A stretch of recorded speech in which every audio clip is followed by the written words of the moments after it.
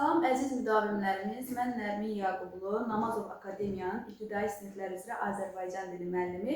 Bugün sizlərə ismin halları mövzusunu izah edəcəm. Bilirəm ki, müəllimlərimizin bu mövzuda çox böyük çətinlikləri var. İstər sınavlarda, qəbullarda demək olar ki, qarışdırırlar. Çünki ismin hallarının şəkilçiləri omonim şəkilçilərdir. Bugün bunları sizə sadə və asan üsulla izah edəcəm. Gözünüz bizdə olsun. Getdik. İsmin halları. Davam edək. İsmin hallarından ilk növbədə izah edəcəm birincisi də adlı halı. Ekran silək. Adlı hal. Gəlin görək adlı hal nədir?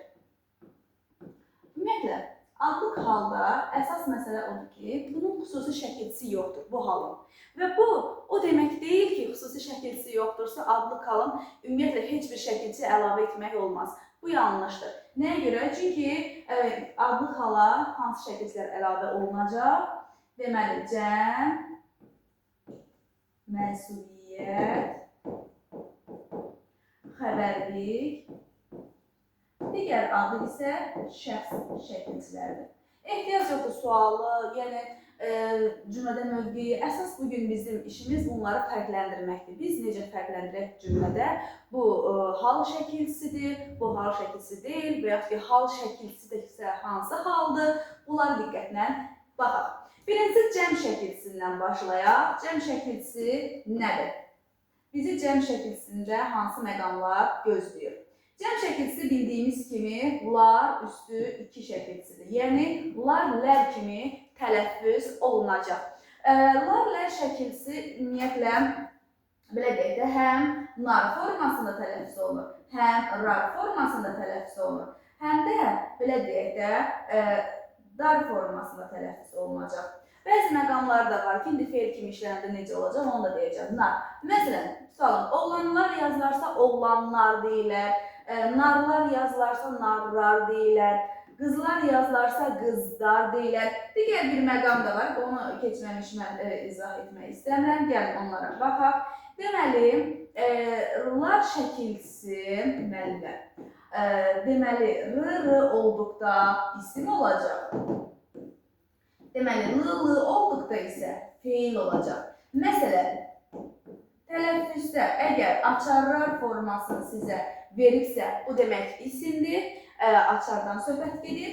Açarlar desə əgər bu formada düşsə tələffüzü, bilin ki, burada feildir. Çaparlar isim, yəni atlılar, çaparlar, nə edərlər? L olsa feil olacaq. Deməli, lar şəkilçisini də biz eyni zamanda tələffüzünü də verdik. Lar şəkilçisi harada gəlsə biz onu nə götürəcək? Adlı hal götürəcək. Məsələn, deyirəm ki, kitablar çoxdur. Baxaq bu nümunəyə. Çoxdur. Nə çoxdur? Kitablar. Hansı halda götürürük? Təbii ki, adlı halda götürəcəyik. Davam edək. Daha sonra sizə yazacağım burada ikinci xüsusiyyət mənsubiyyət şəkilçisidir. Gəlin görək mənsubiyyət şəkilçisi nədir? Mənsubiyyət.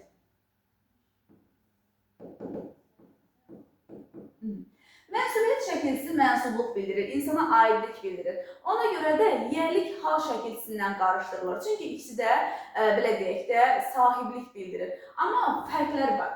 Gəlin birinci bunların şəkilçilərinlə tanış olaq. Təkdə və cəmdə.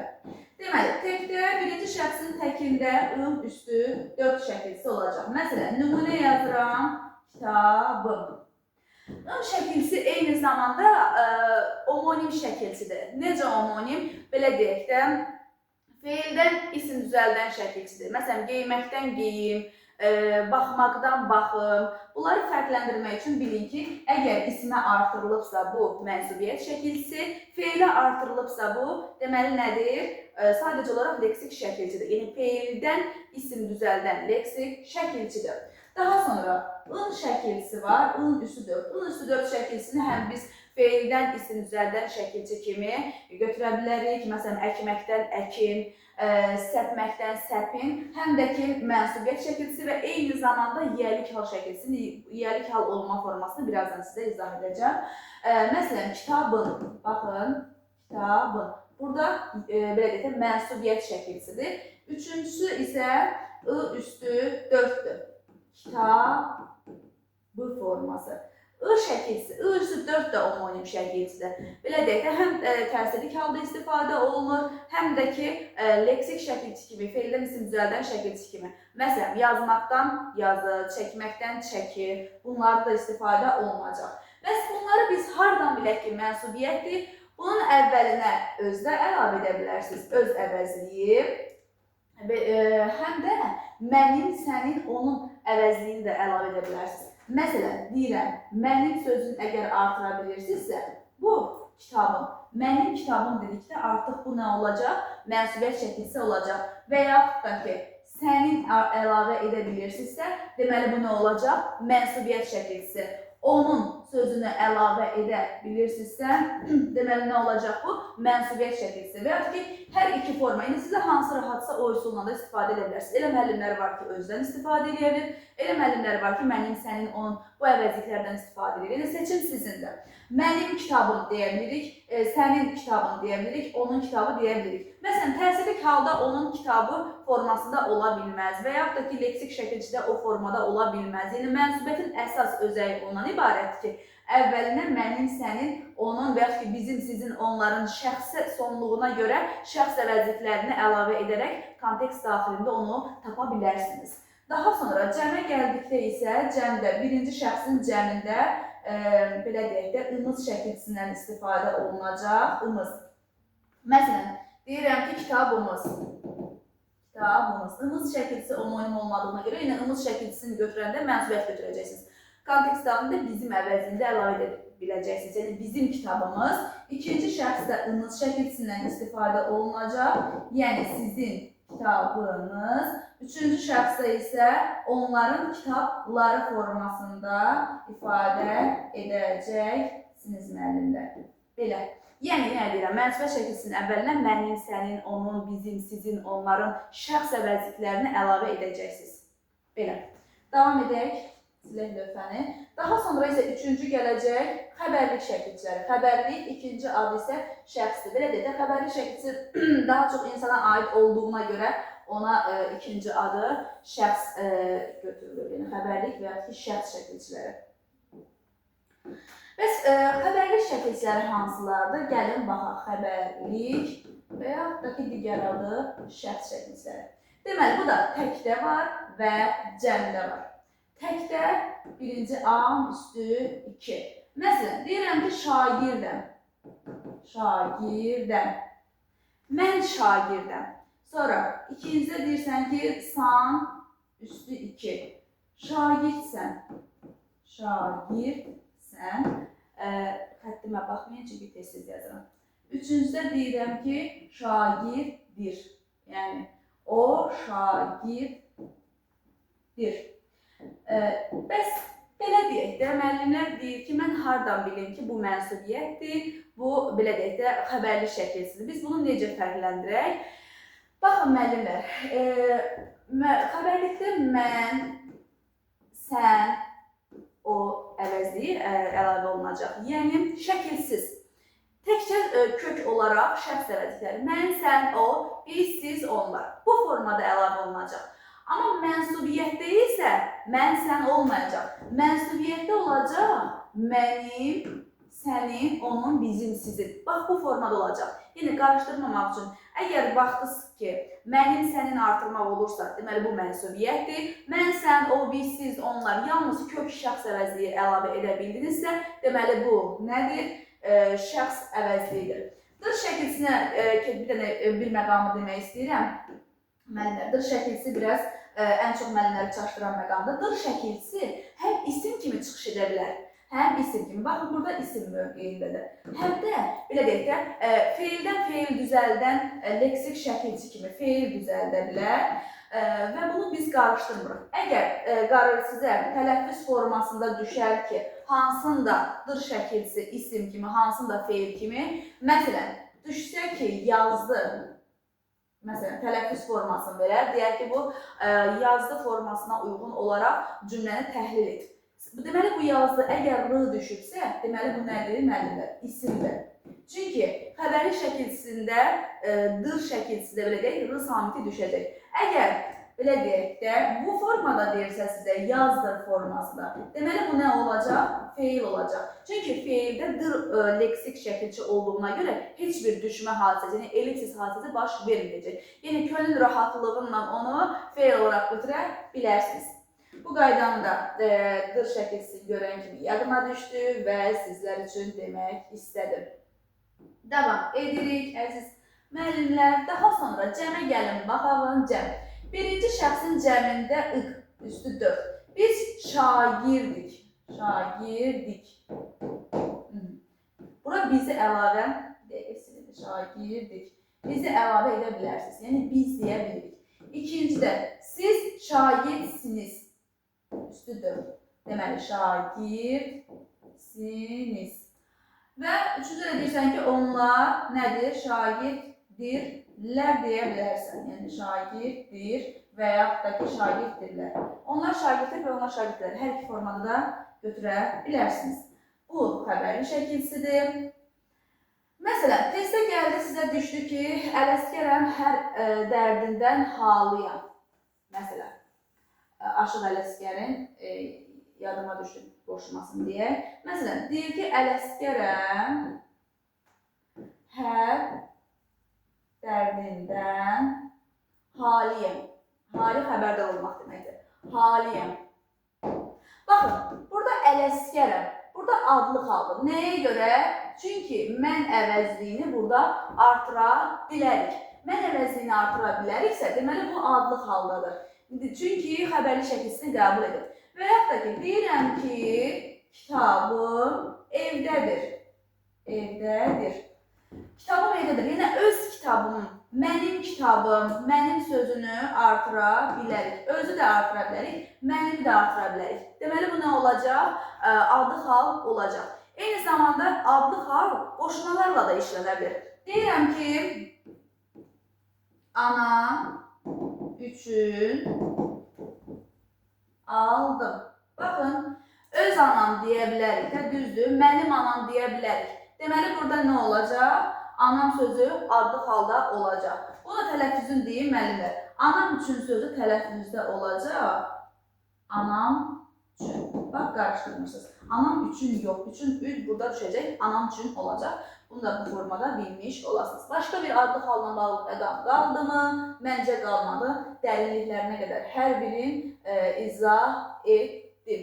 Davam edək müəllimlər. İndi isə keçid edək. Sizlə yiyəlik hal şəkilçilərini görək. Yiyəlik hal nədir? Yiyəlik halın iki forması var. Bir müəyyən yiyəlik var. Müəyyən yiyəlik, yəni rahatdır bunu tapmaq. Müəyyən yiyəlik. İkincisi isə qeyri-müəyyən yiyəlikdir. Qeyri-müəyyən yiyəlikdir. Qeyri-müəyyən yiyəlik daha çox qarışdırırlar. Çünki qeyri-müəyyən yiyəlik hal adlıq haldır, qeyri-müəyyən təsirlik haldır. Bunlara çox oxşuyur. Çünki nə sualına? Üçünün də sualı nədir? İndi axırda sizə nümunələr əsasında da izah verəcəm. Özünüz videonu dayandırıb onu təhlil edə bilərsiniz. Və yaxud ki, hal-hazırda da izah edirəm. Məncə bu video sizin üçün çox faydalı olacaq. Məsələn, müəyyən yiyəlik hal. Bilirəm, müəyyən yiyəlik halın sualı var. Onun üstüdür, tapmaq rahatdır.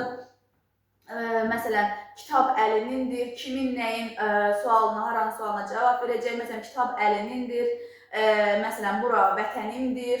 Bax, bu formada olanda, belə deyək də, bu formada olanda yiyəlik hal olacaq. Məsələn, deyirəm, kitab əlinindir.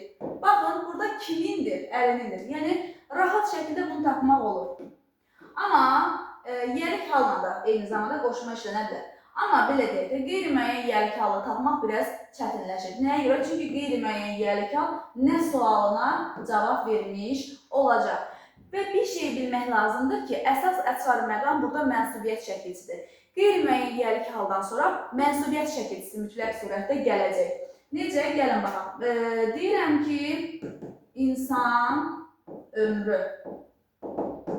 İnsan ömrü. İnsan qeyri-müəyyən yiyəlik hal, ömrü adlıq haldır. Gördünüz burada nədir? I üstü 4. Yəni mənsubiyyət şəkilçisi gəldi. Qeyri-müəyyən yiyəlik hal heç vaxt tək işlənməz. Mütləq surətdə özündən sonra mənsubiyyət tələb edəcək. Və hətta bunun düsturunu belə yazardım. İsim, belə deyək də, plus isim, plus I üstü 4. Bax, qeyri-müəyyən yiyəlik halın düsturun özünüzdə bu formada rahat bir şəkildə istifadə edə bilərsiniz ki, isim, I üstü 4. Yəni, belə deyək də, qeyri-müəyyən yiyəlik hal ikinci növ təyini söz birləşməsinin aslı tərəfi olur. Yəni, ikinci növ təyini söz birləşməsi formasında olur. İkinci növ təyini söz birləşməsinin aslı, yəni birinci tərəfi olacaq. Baxın, görürsünüz, bu ikinci növ təyini söz birləşməsi. Yəni, bunun dəyişməz qaydası budur. Hara vursan da, çırpsan da, neynəsən də ikinci növ təyini söz birləşməsinin birinci tərəfi olacaq. Və yaxud da ki, deyirəm ki, vətən həsrəti. Baxın, vətən qeyri-müəyyən yiyəlik halıdır, həsrəti isə adlıq halıdır. Deməli, qeyri-müəyyən yiyəlik hal, həsrəti hansı halıdır? Adlıq halıdır. Nəyə görə adlıq halıdır? Çünki buradakı I mənsubiyyət şəkilsidir. Mənsubiyyət şəkilsi də bayaq dedik ki, olsa hansı hal olacaq? Təbii ki, adlıq hal olmuş olacaq. Və bunu belə deyək də, müəyyən yiyəlik hala çevirə bilərik mi? Bəli, müəyyən yiyəlik hala çevirə bilərik. Vətənin həsrəti. Bəli, burada in artaraq artıq həm üçüncü nöqtəyi səbəb etmiş olacaq, həm də ki, müəyyən yiyəlik hala çevirmiş olacaq. Bəs hansı sözlərdədir ki, bəzi məqamlar var ki, müəllimlər orada belə deyək də, qeyri-müəyyən yiyəlik hala müəyyən yiyəlik hala çevirmək olmur. Bu hansı? Əsasən kənd, şəhər, bu tipli sözlərdə, rayon, bu tipli sözlər olur ki, məsələn, deyirəm ki, Bakı şəhəri. Yəni, bunu neynəsən də sən çevirmək olmayacaq. Yəni, belə deyək də, müəyyən yiyəlikə çevirmək olmur. Və yaxud da ki, İmişli rayonu.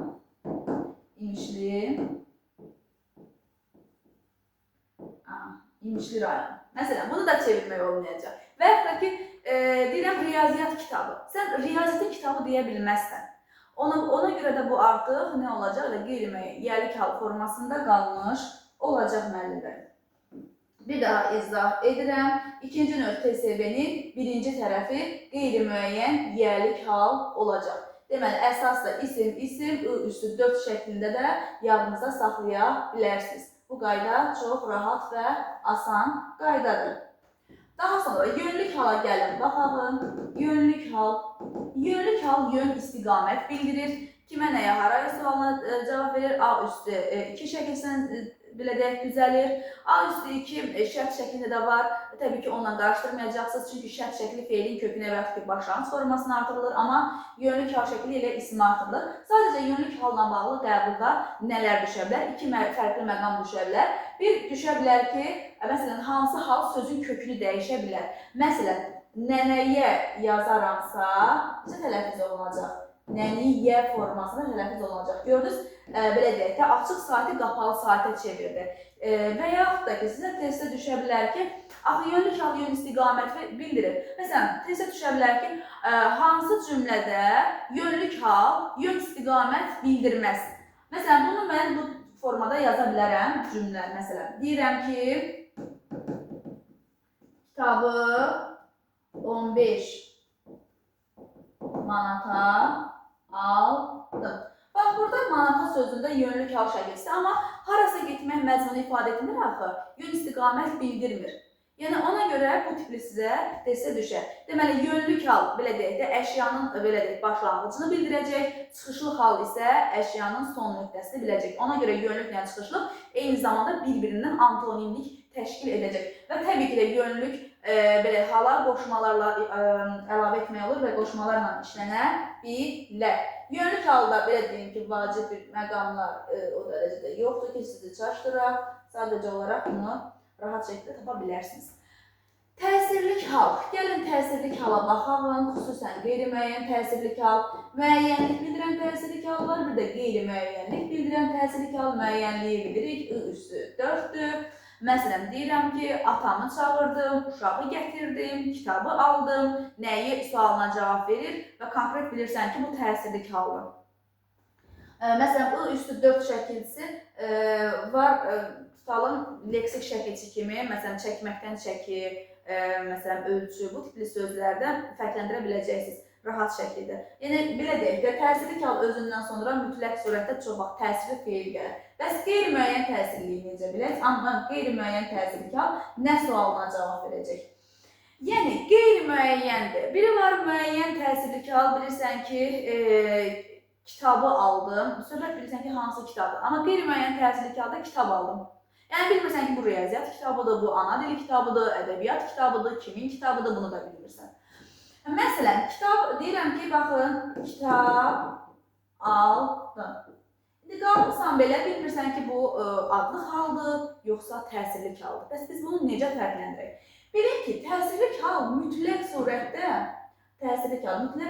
təsirli feillərlə işlənəcək. Nə ilə işlənir? Təsirli feillərlə. Mütləq surətdə təsirli haldan sonra təsirli feil gəlir. Bəs təsirli feillər elə təsirli halın sualına cavab verir. Düzdür, indi hal-hazırda təsirli feillər çıxarılıb, amma yəni bununla tapa bilərsiniz də. Nə sualını istəyəcək? Dəqiqə. Yəsirində təsirli feil.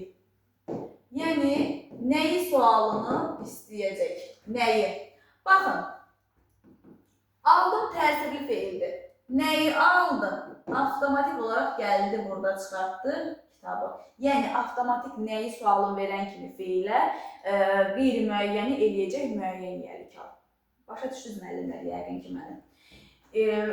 Mütləq surətdə, məsələn, aldım, sildim, əkdim, məsələn, deyirəm, gül əkdim. Gül əkdim. Gül əkdim. Əkmək nəyi? Baxın, təsirli feilin sualıdır. Avtomatik deyirsən ki, gülü. Gördünüz, bu artıq müəyyən təsirli hala çevrilə bildi. Amma yəni, adlı halda belə bir şey yoxdur. Yəni, ona görə bunları rahat surətdə fərqləndirə bilərsiniz. Və yaxud da ki, o, bu əvəzlikləri, həmin əvəzliklərini də artıra bilərsiniz. O gülü əkdim, bu gülü əkdim, həmin gülü əkdim. Bunu da əlavə etməklə tapa bilərsiniz. Amma ən gözəl və rahat üsul təsirli haldan sonra təsirli feilin gəlməsidir. Bundan rahat surətdə tapa bilərsiniz. Daha sonra yerlik halı və çıxışlı halı da keçək. Ondan sonra qeyri-müəyyənləri izah edəcəm bir də fərqləndirmək üçün və sonra nümunələr əsasında tapacaq sizinlə bərabər. Baxın, yerlik hal. Yerlik hal. Yerlik hal nədir? Yerlik hal kimdə nədən sualına cavab verir? Dadə şəkilçisidir. Burada elə bir şey yoxdur. Sadəcə olaraq dadə şəkilçisi var ki, zərf düzəldən şəkilçidir. Məsələn, onunla fərqləndirə, qarışdıra bilərsiniz. Zərf olanda, məsələn, tutalım belə olur da, gündə, dəqiqə niyə belə deyir? Gündə, yayda, yəni zaman məzmunu ifadə edir. Nə zaman? Məsələn, mən nənəm ilə yayda getdim, nə zaman getdim? Amma tutalım, desəm ki, kəndə, şəhərə, nə bilim, rayona, belə olanda, bəli, sən artıq bunu nə götürəcəksən? Yerlik hal şəkilçisi kimi götürəcəksən. Yerlik halı da deyim ki, belə bir fərqli məqam elə də yoxdur və qoşmalarla işlənə bilmir. Keçək sizlə birlikdə çıxışlı hala. Çıxışlı haldakı çıxış istiqamət son nöqtəni bildirir, yönlük halla ziddiyyət təşkil edir. Bunun da şəkilsi dan üstü 2-dir, tələffüzü isə nan formasında olacaq. Amma diqqətli olmaq lazımdır ki, hər nan formasında olan tələffüz formasını sən çıxışlı hal götürə bilməzsən. Məsələn, bəlkə bu la formasıdır. La qoşması və ki, la zərf düzəldən şəkilsiz nan formasından. İndi onu cümlədə, kontekst daxilində işlənmə mövqeyindən asılı olaraq tapa biləcəksiniz. Yəni, hər nanı deyirəm ki, yəni çıxışlı hal götürməyin. Belə, məsələn, deyirəm ki, uşaqla gəldim. Məsələn, uşaqla gəldim, fikir verirsiniz. Bu da nan formasına tələffüz olunacaq. Deməli, bu çıxışlı haldımı? Yox. Yəni, bu məqamada biraz diqqətli olun. Çıxışlı hal. Çıxışlı halda qoşmalarla işlənə biləcək. Çıxışlı halda belə bir qeyri-adi bir məqam varmı? Xeyr, yoxdur. Gəlin keçək indi sizlərlə bərabər bunların fərqləndirmələrinə. Məsələn, 3 fərqli mövqedə deyəcəm də. Məsələn, deyirəm kitab var. Kitab var. Məsələn, kitab aldım. Bir də deyirəm, kitab, evi. Evi çoxdur. İstəsəniz videonu dayandırıb da tapa bilərsiniz, ya mənlə birlikdə də tapa bilərsiniz. Bax, hansında kitab, kitab, kitab. Və burada üçü də fərqli hallardır. Sizcə hansı hallardır? Kitab var. Baxın, nə var? Bu adlıq haldır. Adlıq. Burada desəydi kitabımız var, kitabınız var və ya ki bu kitabdır, bu da adlı hal olacaqdı. Mənsubiyyət şəkilsi olsa da adlı hal olacaqdı. Amma kitab var, nədir? Təbii ki, adlı halıdır. Çünki özündən sonra nə təsirli feil gəlib, nə mənsubiyyət şəkilsi gəlib. Bu nədir? Adlı hal. Kitab aldım. Baxın, təsirli feil gəlib. Deməli, nəyi aldım? Kitabı. Bu təsirli hal olacaq. Kitab evi çoxdur. Görürsünüz, özündən sonra mənsubiyyət şəkilsini tələb edən söz gəldi.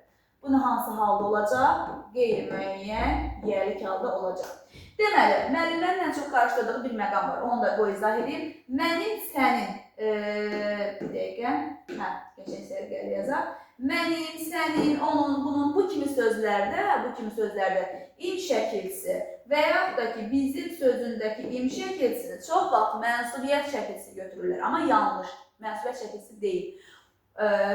Bu, yerlik hal şəkilsidir. Nədir? Yerlik hal. Və sual verə bilərsiniz ki, müəllim, axı yerlik halda ındır. Necə ola bilər ki, imdir bu? Çünki bizim, mənim deyə bilmirik. Ona görə bu nə olacaq? Im şəkilsindən istifadə olunacaq. Bir də ki, məsələn, mənsubiyyət şəkilsi belə deyək də, mənsubluq bildirir, aidlik bildirir. Bu da mən, sən, o da mənsubiyyət. Yəni ona görə iki qoçun başı bir qasanda qaynamır. Nə götürüləcək? Yerlik hal götürüləcək. Bəs yaxşı, bizimki sözü, məsələn, buradan yazsam, bizimki və yaxud da ki, sizinki, nə bilim, onunki, bununki, bu tipli sözlər bəs nitq hissəsinə görə nədir? Təbii ki, isim götürmüş olacaqsınız. Çünki biz bilirik ki, kir şəkilsi daha çox sifət düzəldir, amma istisna məqam bizimki, sizinkidir. Çünki buradakılar yerlik hal şəkilsi kimi çıxış edəcək. Düşünürəm ki, qaranlıq bir məqam qalmadı. Hər bir şeyi xırdalıqla, detalına qədər izah etdim. Məsələn, gəlin bir dənə də nümunə yazaq. Bir dənə də nümunə yazaq sizə. Məsələn, deyirəm ki, mənim kitabım. Deməli, mənim nə oldu? Müəllimə, yerlik hal. Kitabım nə oldu? Adlı hal. Nəyə görə? Burada mənsubiyyət şəkilsi. Adlı hal formasında olacaq.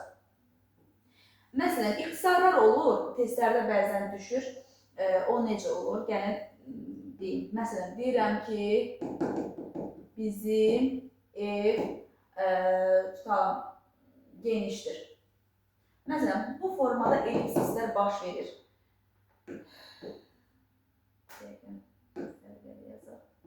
Bizim ev genişdir.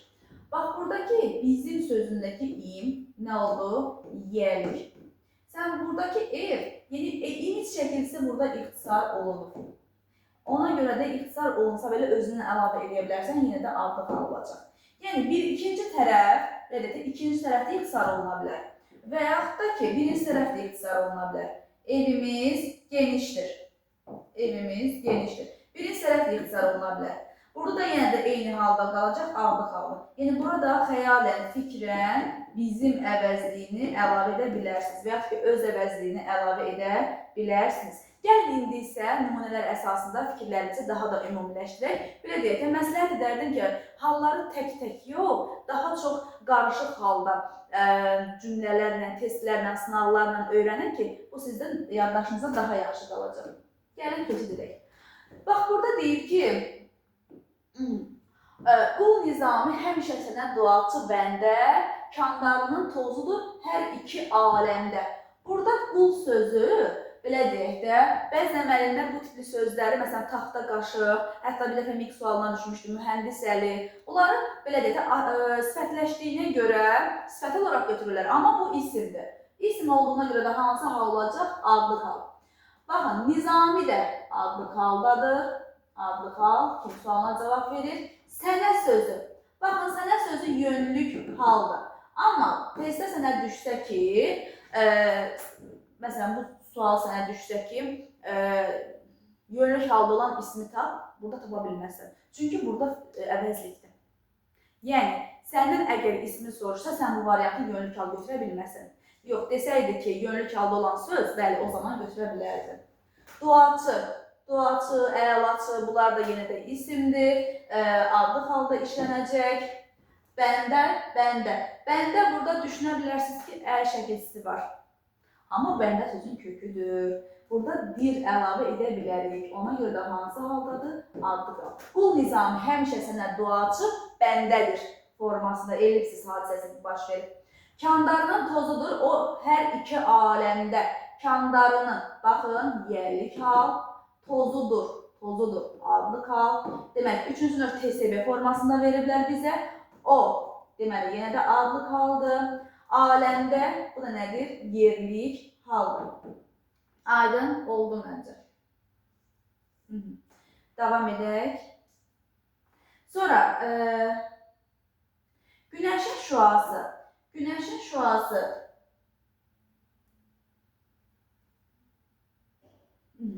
Günəşin şüası. Günəşin şüası belə deyək də yiyəlik hal olacaq. Müəyyən yiyəlik hal. Şüası adlı hal olacaq.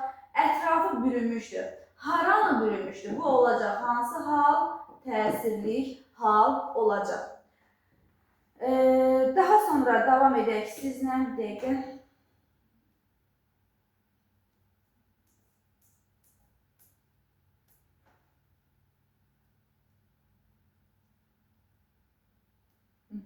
Davam edək sizlə.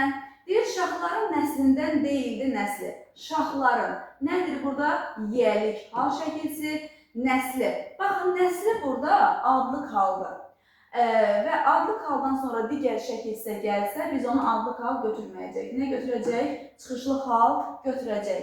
Və burada, belə deyək də, bir sözdə iki hal şəkilsi ola bilməz. Deyildi nəsli. Öz nəsli, onun nəsli deyə bildiyimiz halda bu da adlı haldır. Bu nəslə yaxındır ancaq ki əsli. Nəslə nəyə yönlük haldır? Daha sonra əsli, öz əsli, nəsli yenə də nə olacaq? Adlı hal olmuş olacaq.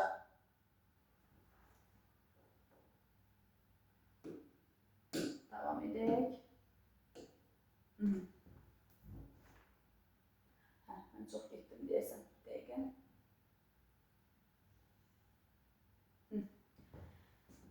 Davam edək sizlə. Deyir ki, bu işə görə vicdanı heç sızlamadı.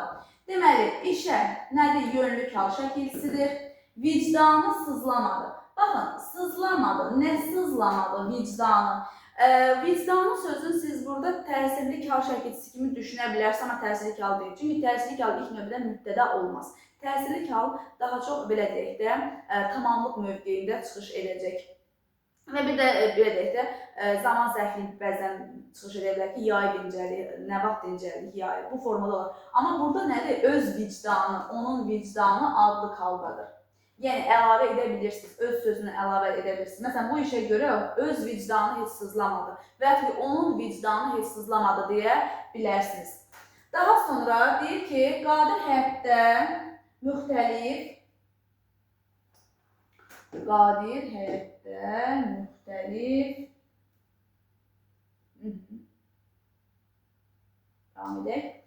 Qadir həyətdə müxtəlif nar ağacları əkmişdi. Qadir hansı haldadır? Adlı halda, həyətdə yerlik haldadır. Müxtəlif nar ağacları. Baxın, nar ağacları əkmişdi. Bura qədər hansı haldır? Yerlik haldır. Düzdür. Bura qədər adlı haldır. Amma əkmişdi. Nəyi əkmişdi? Nar ağaclarını formasında deyə bilirik. Deməli, nar ağacları hansı haldadır? Ağacları sözü təsirlik haldadır. Qarışdırmırsınız. Sonra qadın rolunda. Qadın nədir? Yiyəlik hal. Rolunda. Bax, qadın rolu. Bura qədər olacaq adlı hal. Amma dar şəkilsinin artırdığına görə axırıncını götürürük. Yerlik hal. Artistin işi. Üçüncü növ TSB yenə yerlik hal. Yerlik hal işi isə nədir? Adlı hal olmuş olacaq. Davam edək. 7-ci sualda məsələn videonu dayandırıb baxa bilərsiniz, izah edə bilərsiniz. Anam məni çox danladı. Öz anam, mənim anam deyə bilərik. Adlı hal, məni, kimi, təsirlik hal götürə bilərsiniz. Sonra Mirzə Fətəlinin qələmindən törəyən ləzzətli komediyanın duzlu və məzəli məsələkələri uşaqlara xoş gəlirdi. Burada Mirzə sözü təbii ki, mürəkkəb adlar heç bir götürmürük. Fətəlinin qələmindən, Fətəli, Təkəlinin qələmi. Bura qədər nə götürülür? Üçüncü nöqtə hesab deməli, yerlik hal, adlıq hal. Ancaq buradan ikinci dəfə dan şəkilsini əlavə etdiyinə görə olacaq çıxışlı hal, törəyən sözü fe'li sifətdə heç götürülmür. Ləzzətli deməli heç yoxdur burada. Komediyanın duzlu və məzəli məshəkələri. Komediyanın məshəkələri. Bilirik ki, üçüncü nöqtə hesabının içərisinə söz əlavə etmək olur və bu da ondan ibarətdir ki, burada artırılır. Məsələn, duzlu və məzəli sözü üçüncü nöqtə hesabının içərisinə daxil olur. Komediyanın sözü deməli yenə də yerlik hal, məshəkələri isə adlıq hal olacaq. Uşaqlara nədir? Yönlük halda olacaq. Kitab bilik mənbəyidir. Kitab nə? Kitab adlıq hal, bilik. Bilik mənbəyi burada nə olacaq? Yerlik hal. Bu da təbii ki olacaq, mənbəyidir, adlıq halda olmuş olacaq. Sonra sonuncu da gəlin, baxaq. Bununla da dərsimizi yekunlaşdıraq. Deyir ki, gümüş qaşıqlar aldıq. Baxın, gümüş burada adlıq haldır. Nəyə görə? Bayaq da dedim, iki isim yanaşı gələndə avtomatik olaraq biri sifətləşir. Bu o demək deyil ki, yenə də o sifətdir. Yenə də nədir? İsim olaraq qalacaq. Qaşıqlar aldıq. Qaşıqlar, bu adlıq hal deyil. Nəyi aldıq? Qaşıqları. Deməli, hansı haldadır? Təsirli halda olmuş olacaq. Belə müəllimlər, ümidvaram ki, sizlər üçün maraqlı bir izah oldu. Sağ olun, gələn görüşlərə dək.